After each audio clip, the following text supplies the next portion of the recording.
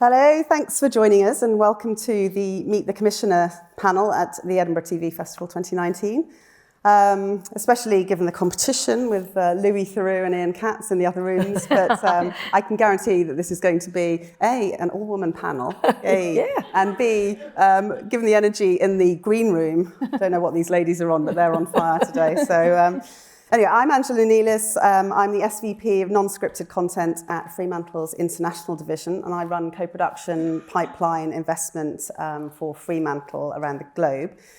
Much like we at Fremantle, producers are seeing a demand for more non-scripted content, which sounds like a great opportunity for new and creative non-scripted ideas. And I'm sure there are some of them in the heads of the people in the room. Don't know how many of you saw Dorothy Byrne's keynote yesterday. I thought she was absolutely fantastic. And she and we actually have something in common in that we'd also been looking at the importance of non-scripted and factual and documentary filmmaking, and in fact trust in media. And in these straitened times, I think it's really important that non-scripted makes a difference.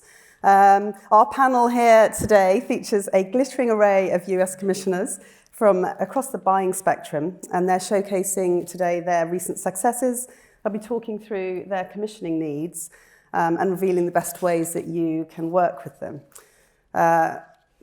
Perhaps they're part of a delegation to buy Greenland, but that's under wraps. So anyway, to introduce the panelists today, we've got to my left, Mary Donaghy, Senior Vice President, Development and Programming at History Channel, known to many of you in the room. She's responsible for managing all production of History's non-fiction, specials and megadocs. Previously worked at Lifetime and Discovery Channel before that, and before that was a producer herself, so she is immensely experienced in the world of non-scripted TV. Delighted to have Mary here. To Mary's left, we have Shelley Tatro, Senior Vice President of Development at sister network A&E. Shelley is responsible for development and production of A&E's non-fiction, alternative and reality series. Current slate of programmes include the mega hit Live PD, and recent notable docs, including LA Burning, The Riots 25 Years Later, which was an incredible award-winning hit. Next to her, Winona Merengolo, who is SVP of Development and looks after all the output of Discovery ID and American Heroes channels. Winona's had a wide variety of roles at Discovery Channel over the years, including TLC and Discovery Health as well. On fire with Discovery ID at the moment. Yeah. And last but not least, Laura Crowson, who newly relocated to the UK as Senior Director of Development for Discovery Channel and Science Channels, working here to develop primetime series for the US from domestic and international producers. Laura previously developed such hits as Naked and Afraid and Gold Rush Parker's Trail, among many others. So welcome to everybody. Both Discovery Channels and A&E networks have a long history of working with UK producers, and so I'm keen to know if this strategy continues. I think it's fair to say that all of the networks have had pause in the last couple of years and have been required to face the overwhelming competition from the streamers and other digital entrants to the market in the last 10 years, and have been forced to re-examine brand positioning and the future. And younger viewers inhabiting the online space means that brand relevance is of absolute crucial importance. So I feel that I've seen from this side of the Atlantic, it's brought about a real determination in commissioning strategies to make a premium brand stand out, and we're here to find out what that means for you guys. So, little housekeeping to start with. At the end of the session, we will have the opportunity to ask questions. You can ask questions in the festival app, which I found difficult to use yesterday, but if you go to the session, Luddite, if you go to the session, you can just click on the Ask the Questions line. If anyone has lost their phone in the George Bar or isn't sure how the internet works, then we've also got some mics, so just put your hand up. And you can also tweet the handles, which are up on the board. So, first up, icebreaker question to our lovely panellists. What's your favourite UK show? And in a brief couple of words, why do you like it? I'm somewhat embarrassed to say Poldark, which I'm cannot wait for it to come to the U.S. in its final season. I'm heartbroken that it is the last season, and if anybody in the room is a Poldark fan, I am not at liberty to say why I love it, but it's obvious. Enough said. Fantastic. You get a Scottish mate. Thank you. For Shelley. me, it's Catastrophe. I came late to the game on Catastrophe. I binged all 4 seasons as fast as I could. I think it is the funniest show. It is so wrong and rude. so biting. And I miss Rob and Sharon every day. Amazing. Tunnock's tea, not tea cake. Caramel bar for you. Winona. I don't have one. I wish I did. So I have a small list. It's Luther. I love Luther. Love. Dr. Foster, Killing Eve, The Fall. You might see a pattern here in what I do. It goes on. Yeah. It really, really does. It's deep lots love. of the career crime procedurals definitely wins caramel bar. And Laura. Well, I know I'm literally brand new here. I've been in London for 3 weeks now, but I'm really enjoying Fake or Fortune and Country File. So. I mean, I should have brought a couple for that. Country File. Fantastic. So lots of love for Brit producers, British programming, very much reciprocated. We love working with the Americans as well. So to go into detail, let's hear about what our panellists are working on at the moment and successes and what they're thinking about in terms of their own channel brands. Mary, I'd love you to give us an overview of what history's looking for. Sure. So let me start off by just saying, first off, I'm so glad to see some producing partners in the room, fired up, October, Lion, glad you're here, as well as new faces. So history, you mentioned streamers. Mm-hmm. So the great news for history is that what we have in our quiver is history. It is the greatest strength in our brand, and it is not just what is in our past, it's how we interpret our past in our present, and always what we refer to always as our brand positioning history. It's made every day. It is the greatest strength that we have as a brand. Everyone knows that history is primarily a male brand, 25 to 54, but of course we welcome women into our portfolio as well, because we're a knowledge brand, we're a fact-based brand, and we believe that information is fundamental to who we are, presented always within an entertainment outreach, and that is available to everybody. I thought it would be most helpful if I began with 3 little clips. They're promos from some of our most recent series, one of which was a great success, a megadoc, which just ran, Food That Made America. And I thought if we looked at them briefly, it would help give people some idea of what our most recent stuff is. Super. Take a look.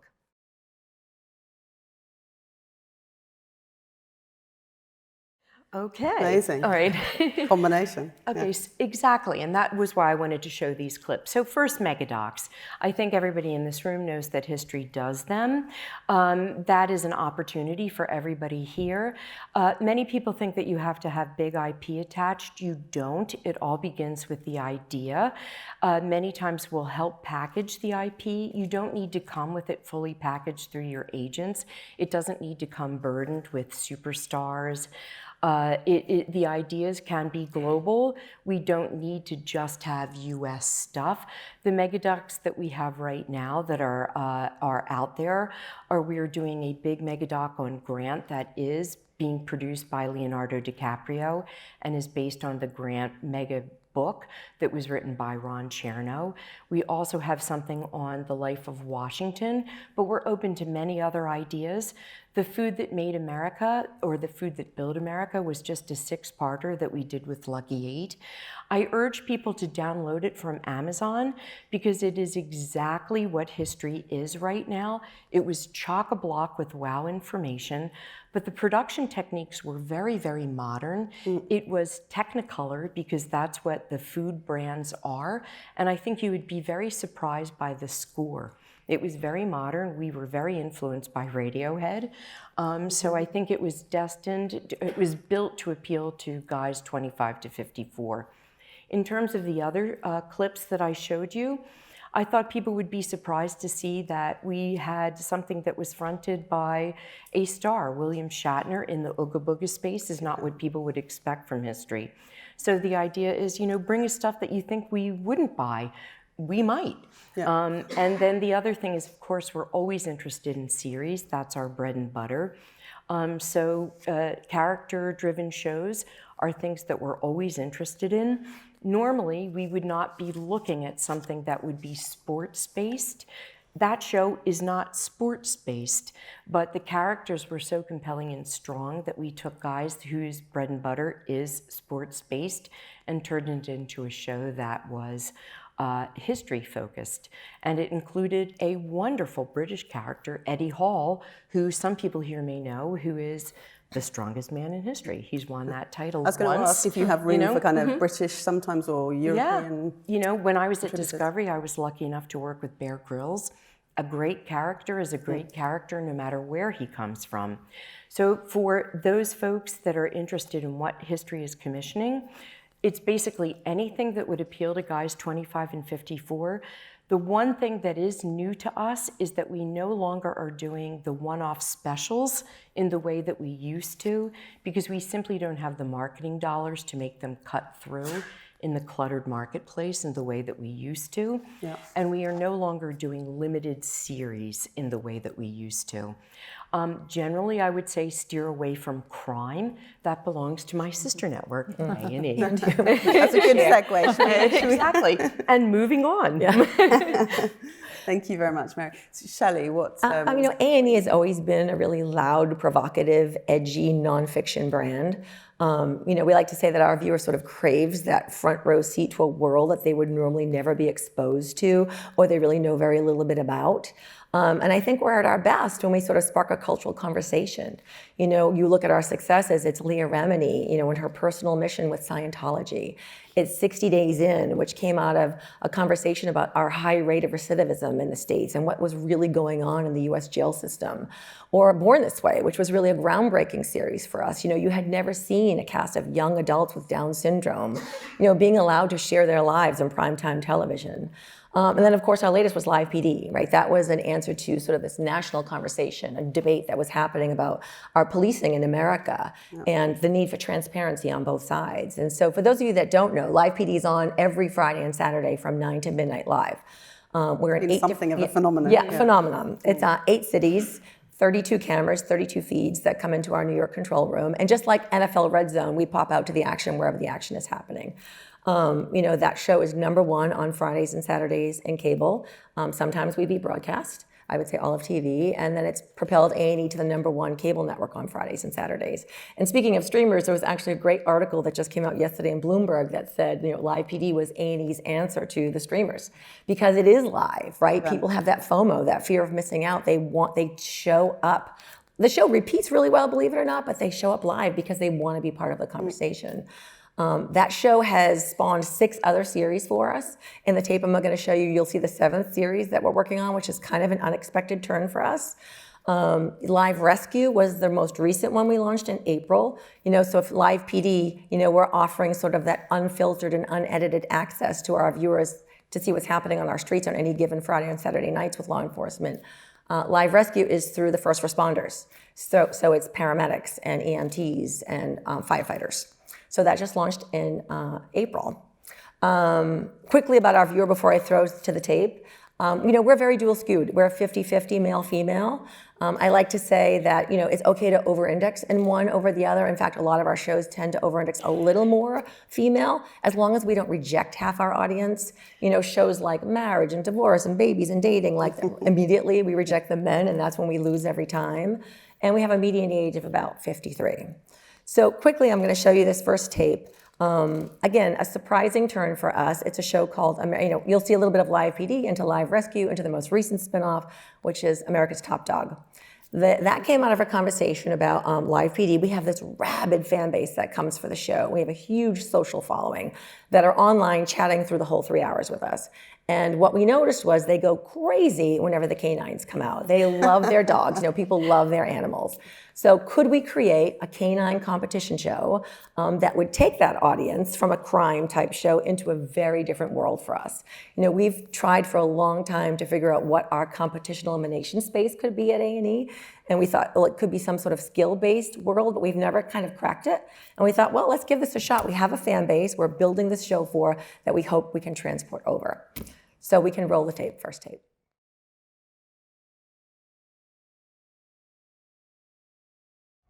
And kudos to Malcolm and Xander Brinkworth. Really, when we approached them, it was actually out of a conversation with Guy Davies at Channel 5. One of our producers said, hey, what's one of the projects that you love that you're working on right now? He mentioned these specials.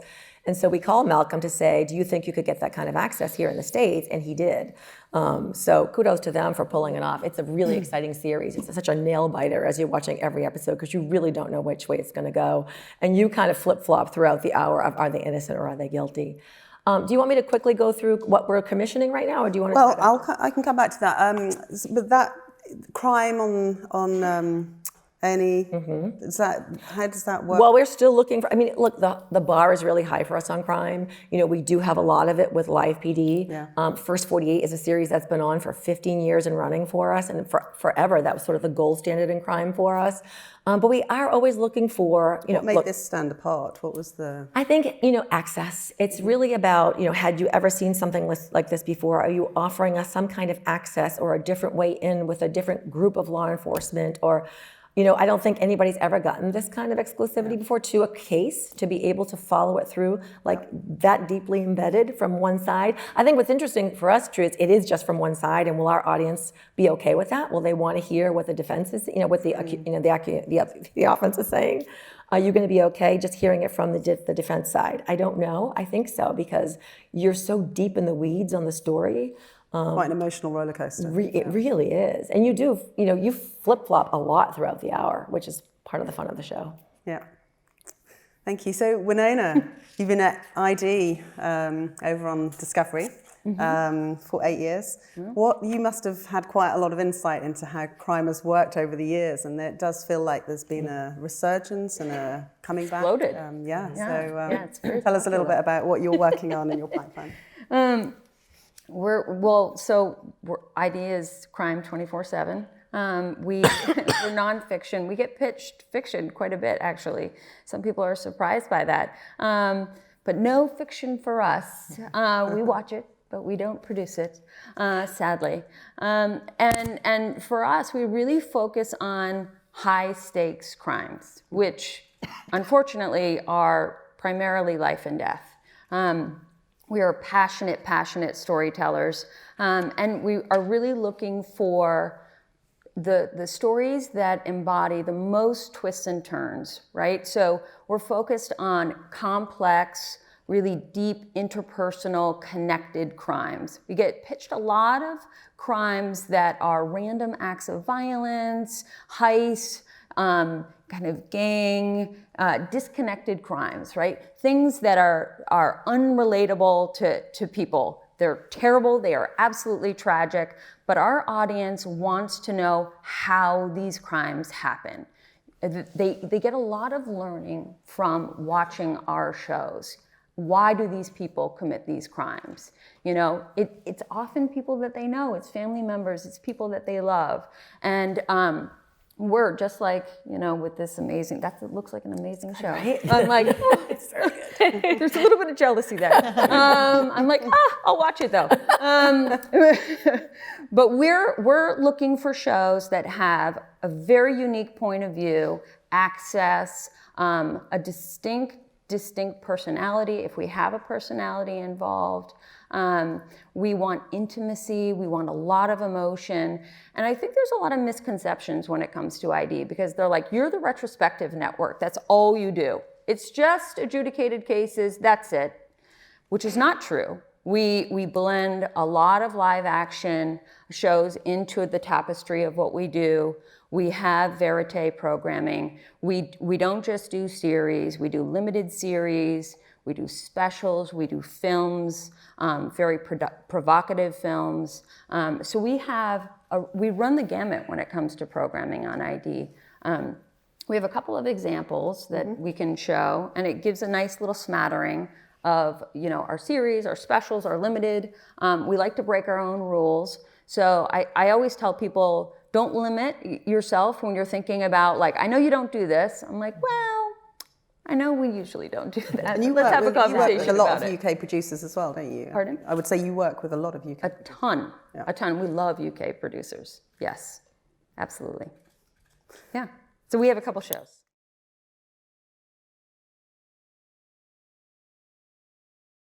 And just in terms of our demographic, we target persons 25 to 54. We skew about 65% female. We premiere 650 to 700 premiere hours a year. So there's tremendous opportunity on ID.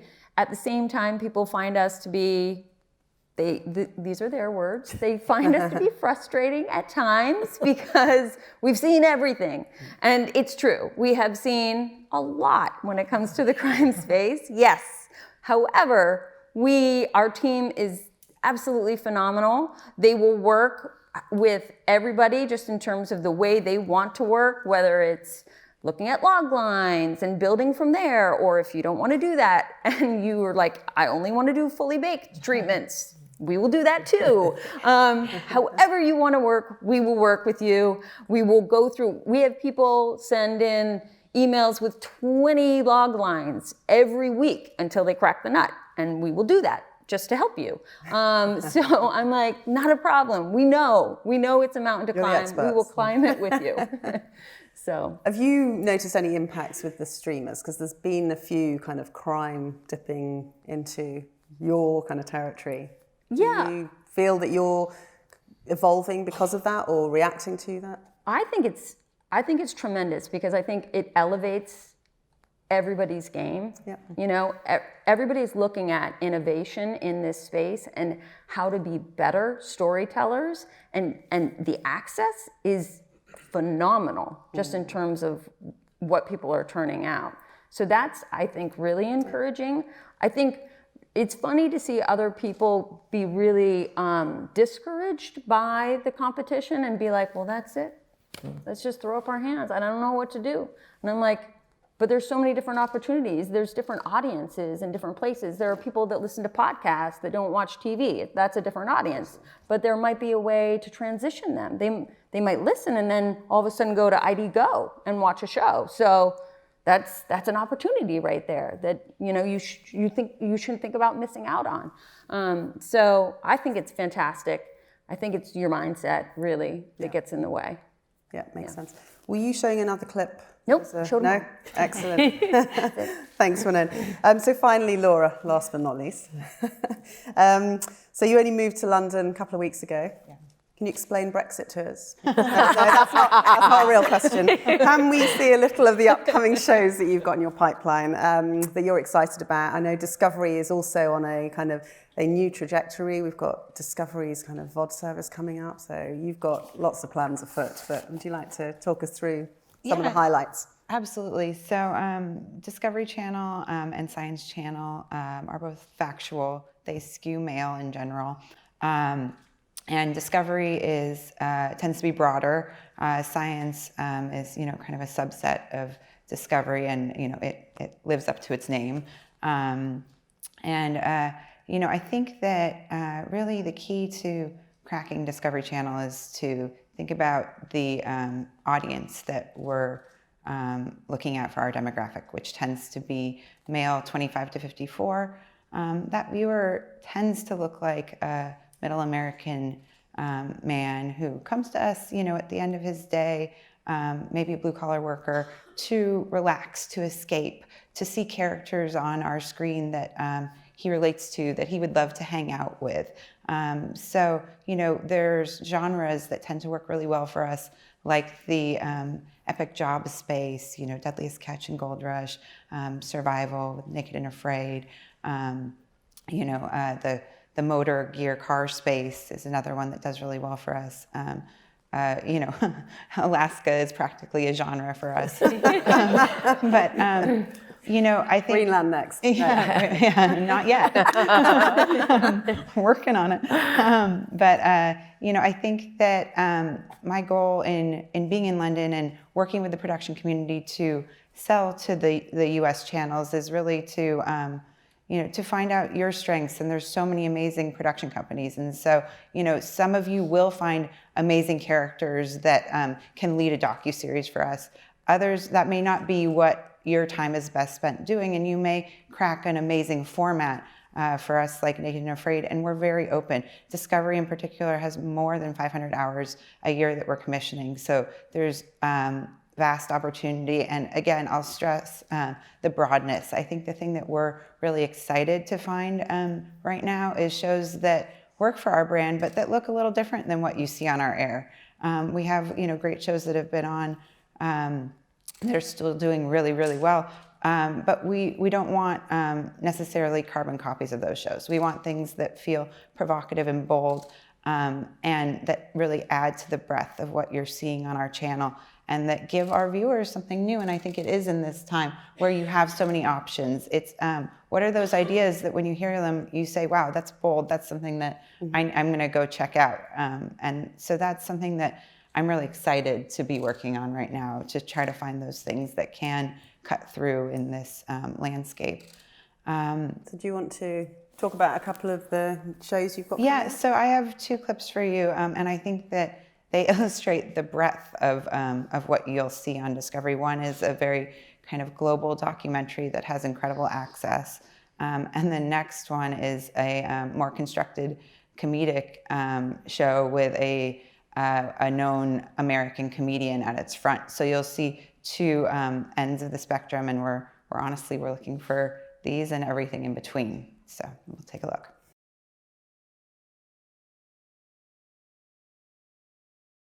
That looks so much fun. I love Rob Riggle. I love him. So if I'm not mistaken, at least one of those was a British indie. Correct. Yeah, Deep Planet is from Atlantic, and we're really excited about that one. You may have seen the headlines where the plastic bag was found at the bottom of the ocean. And, I think that we look at that type of program, and if it's something that can make headlines about our globe, we're really eager to be on board. So we're very excited about that project, as well as Rob Riggle, which is a bit of fun. And I think that that's something that we want to do as well, as have some fun on Discovery. So, again, we're looking for range. Fantastic. So I've kind of heard a little bit about what you're looking for the future, but what's the best way of UK producers Who is that? pitching to you? Do you like to get pictures with sizzles, or is it in person, or? You want to start? Mary, what do you? So I would kind of mimic my friend Winona there. I'll take a pitch any which way people like to pitch. I don't care if I get a fully done treatment with a sizzle. To some degrees, unless it's a producer that we've worked with and know really well, I would hazard that that's actually sometimes a waste of time and money. So however works for folks, it works for us. For people that are new to history, sometimes I think it's more beneficial to send in a log line, because then we can help you steer it in a way that works for the brand. If you are a small company, I would suggest that that's the best way, because then you husband your resources. If you don't have that much money to burn, I would suggest don't build a sizzle, because you are likely to build a generic sizzle. And that I don't think, unless you have the world's most amazing characters, is likely to get you the commission you hope for. In terms of how to reach us, email's great. I'm not a big fan of cold calling, but I'll take one. What's the number? No. Okay. I'll give you Shelley's number. No, I would say the thing is it's like sometimes tape is good, right? Yeah, because exactly. it just moves things along a little further if you've got the idea down. It's like, and people can see it in a room a little better. But she's right. I mean, if you're a small company, you're not going to spend tons of money producing a tape. I think, it starts with a phone call or a log line. We get email pitches all the time. And, whether it's me or my partner in crime, Amy Savitsky, it's like we try to find the best person, whether it's one of us or someone on our team. Everybody has their own superpower to help you kind of develop out that idea in the best way possible that might make it work for us. It's those collaborations that usually bring us the best success. So your idea doesn't have to be completely honed. It's just like, here's a space or here's access that you have or something exclusive that you have. Something unique. Yeah, something unique. And then let us develop it out with you. We actually don't greenlight that much with tape. It's very, very rare. We build a concept all on paper, and we typically greenlight from paper. It's a lot of paper, actually. Significant amount. We do heavy development. That's why I say we really are builders with our production companies. And so starting with a log line is great. Don't have to. Absolutely don't have to. But then we'll start crafting the concept, the premise, the act by act breakdown, the stories that support it. If there aren't stories that support it, and by the way, we know because we have a database called Favorite Felons, and we log all the stories we have ever covered and how many times we have covered the stories. So we are very well versed when it comes to crime and overlap in crime on our network. So we have people send us articles, we have people send us stories. They'll say we have access to, and we'll cover a story several times. You just saw Ted Bundy, for example, but we had amazing access and archive. So we covered that again. I would say email is preferable because it's going to take me days to call back. Yeah, exactly. It's insane. We've got a question from the audience, and it's to you, Winona, and to Laura as well. Would you ever break into fiction? And do you think it would help or hinder? I mean, that's difficult on idea. I'm gonna say. Do you want to go first? I would say not at the moment. That's not our focus. We're looking for those really incredible stories that take place, on our globe. So those are the ones that we're excited about at the moment, not the fictional ones. Yeah. I would say fiction, no. We have dabbled a little bit in scripted, and we've seen some success, and we've seen some things that didn't work. What we did learn coming out of the scripted experience, and what we heard loud and clear from our audience was, the reason we watch you is because it's real. So why are you doing this? And the other thing too is there's so many places that audiences can find phenomenal crime fiction. I mean, I just named some of them before. So, and there's so much money behind those projects. So why compete with those? It's not your MO. Yeah. So let's talk about commercials for a second. So range of available budgets. Not everyone likes talking about budgets, but if you do, raise your hand. What's the range that you might be talking about for a kind of per hour? It's probably quite difficult. So It really depends. It really depends on the show and what it takes. I mean, I think the good news is we work with you because we understand, I think we all do, to figure out what it's going to take to make that show. Exactly. And so I'd say it really just has to support the budget that you're putting forward. And co-production. Have you worked on co-production recently? The thing is for history is that we are beginning to be open to co-production for the first time in a bit. That doesn't mean we're rushing out to wholeheartedly embrace it. It has to warrant what the project is. Makes sense. Yeah. Yeah, for us, we haven't really done many co-productions since I've been at A&E. We co-pro. Yeah. That's right, yes. It depends on what the project is. Yeah, exactly. On the discovery side, not as much. Those tend to be global commissions. On the science side, there's a bit more flexibility for co-pros, but again, it depends on the project. Yeah. And Shelley, have you worked with UK producers recently? I know. Well, Brinkworth is the one we're really excited about right now. We're working with Barcroft, doing a medical series. Medical is a new space for us that we're about to try, a tranche of medical that we really haven't announced yet, but medical in the intervention type space, and so that's going really well with Barcroft. We're working with Essential Media, but they're Australian. We're working, we did a project with 12 Yard. It was a game show type format, like a real world game show. that we had developed with them, and it was a format that they had been sitting on for like 12 years, and in working with one of our producers, we kind of crafted a show that felt very A&E. We did a pilot for it. It was so much fun. They actually came to the States to shoot it so they could use, Americans in the pilot. We could have shot it here, I guess, but didn't end up moving forward because it was hard to make it feel like A&E. There's a lot of stuff we do with the UK companies. Those are the ones I can think of right now that we're doing. And when it comes to live PD, is that just going out in the US? No, there are 15 territories where it airs. I mean, it airs here in the UK. There are 15 other territories. Then all of the spin-offs that we have, it's like PD Can, Police Patrol, like there are tons of spin-offs Not from going out PD. live. They're everywhere. Yeah. Huge penetration. Yeah. And so defining brands and franchises, who's in the market for a new franchise pitch from a UK-US production? We all are. Yeah. We all are, absolutely. I mean, franchises are the holy grail of our business, right? We all are looking for the one that can go on forever and ever and ever. Yeah. We just launched Paranormal last night on A&E. Oh, yeah? A&E owned Paranormal way back in the day. We had a huge relaunch last night. I can't tell you if it was successful yet. I hope to God it was. But we brought back the old Ghost Hunters with Grant Wilson and a new cast of Ghost Hunters, with great new tech that's out there. Same mission of bringing people peace and bringing them comfort. Like paranormal, some sort of emotional angle to paranormal is important to us. And then we brought back Psychic Kids, which was a show that was on the air on A&E years ago. Young children and their parents who are struggling to understand what's happening to their child and their child's abilities. So now here we are 10 years later, we went back and found a lot of those kids who are now grown, very successful adults, who are coming back in to kind of help school this next generation of psychic kids and their parents to help them walk the walk and understand what's really happening to them. So that premiered last night. We're hoping it worked. We have 3 more paranormal shows behind that.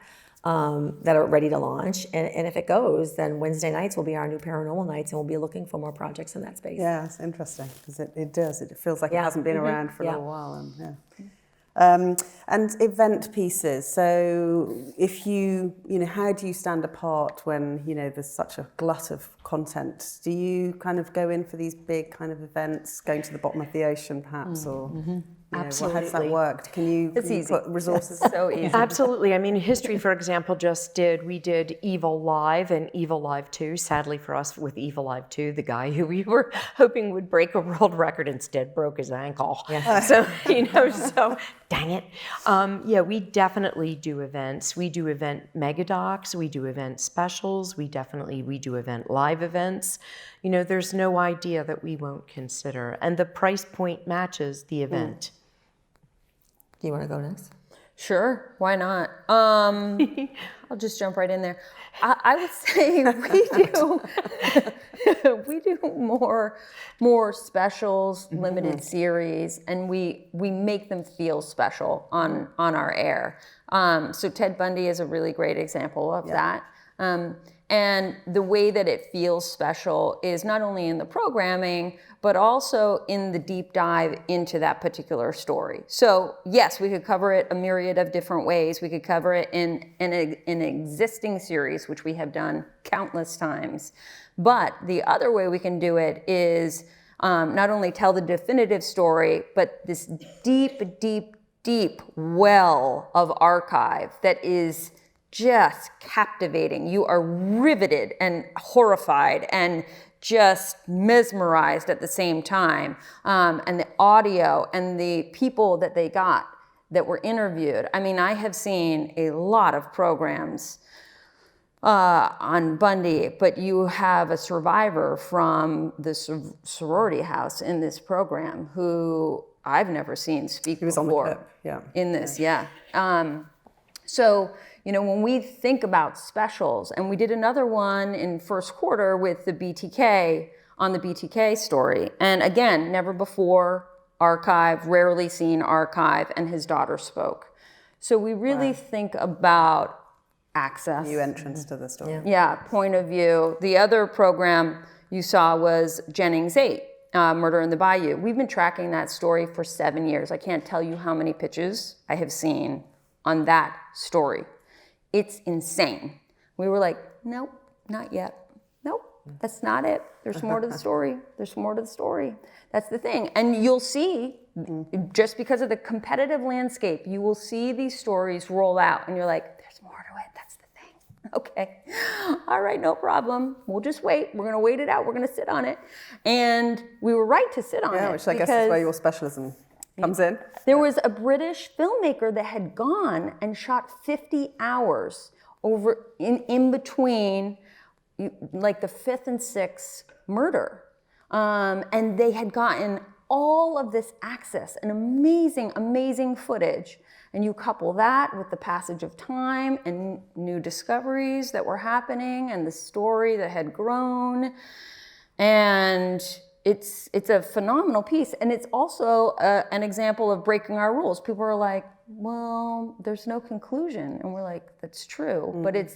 But it is exposing, shining a light on a story that needs to be told. It's a very complex case, extremely complex, and we dissect it parcel by parcel. And so there's a lot of reasons why we break the rules on that one. But very special. I could go on, and you don't want me to because it gets twisted. Yeah, you often find the British filmmakers have the better access, right? Like Raw pitched us. That's we did an amazing doc with Raw last year. They came to us with a great idea for Waco. It was the anniversary of Waco, and they had some incredible access, and they just needed a few more development dollars to go out and really nail a lot of the exclusive. The recent Manson doc as well. It's British. Simon Andre. One of us is scratching. So it's probably me. Can I just say, based on what Wynonna said, the advantage of working with us, the linear cable family, is we all belong to companies that own multiple channels. And we also can go deep when we're behind a show. So what you will find is the advantage with us, rather than streamers, just to say something really good about the US nets, is that we have the ability to go deep across multiple platforms. So we can use our .coms, we can use many platforms, we can use many channels.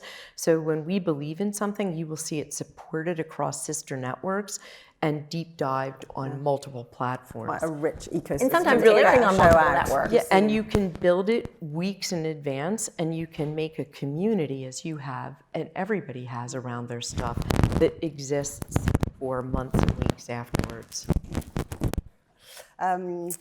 Thank you, Mary. Sorry. So, question from the audience: major differences when working with US, UK production companies. And I'm going to ask Laura because she's new to the, possibly a bit new to the UK game. You know, I think it's, I don't know, I think it's pretty much the same for me. I really want to know what you have made. You know, I would want to know that from a US company though. And I want to know what you're excited about. You know, have a conversation really. You know, I think we all talked about that in the development process. I guess just the difference for me would be come see me in the scenic Chiswick Business Park, and we can have that dialogue. Something I'll add that you know, I think we all have a very similar development process, but you know, we have a lot of development money to dig in with you, and so I think that's you know, just the thing is to get that idea in, and to, you know, for us to both be excited about it and dig in on it together. You know, with some development money, and then it can really be realized for our brand. So amazing, Mary. You've worked a lot with UK production companies. ton. Any differences? No, I think there can be some differences in terms of the deal expectations. I think everybody's aware of what the differences are between the US and the UK. That said, we're all prepared to be flexible. Good to hear. Good to hear. And you also you kind of do a lot of your kind of 600 odd hours. You must do quite a big part. I find it's mostly the sense of humor. That's good to hear. It's a big one. Any other questions from the audience? We've got a question about a dog here. I think that must be directed at you. How about a dog? How to get onto Top Dog? Top Dog. We actually have an underdog in every episode. So it's you know, we have a live PD dog. So there are 4 canines. There are 5 dogs per episode that get eliminated at the end of every episode. And then we bring them back for a final finale where it's America's Top Dog. Someone's crowned America's Top Dog. But there are 4 canines and 1 underdog. So it could be your dog that you've trained that can kick a canine's butt. And can you imagine a British company making that show for you? Sure, I could. I think, you know, in this particular instance, I think only only Big Fish could have made this show for us because of the access they needed to the variety of police departments across the country, and because we wanted to access our live PD dogs. You know, we wanted some of those dogs that are on the show with us, at least one per episode, so we could, again, bring that fan base over with us to a new kind of format. So they knew their dog. Yeah.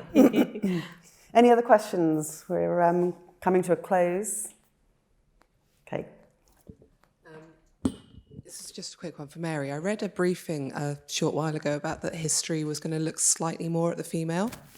Obviously, you've gone through your needs, but is that coming up a little bit more now? Well, I read that briefing, and I love that happens. Yeah. So as it was phrased, I didn't find it 100% accurate. So let me parse it for you. So you know, we are an audience that's looking for men 25 to 54. Of course, we also welcome adults 25 to 54. That briefing was based on some Gen X research that we did that showed men are now watching TV more with their wives. We are never going to be a dual-targeted audience. That's A&E's purview. What we have always invited women into the tent because we're a factual brand and we believe that women consume factual television the same as guys do. What we'll probably do is something that we've always done, which is perhaps cast more female characters.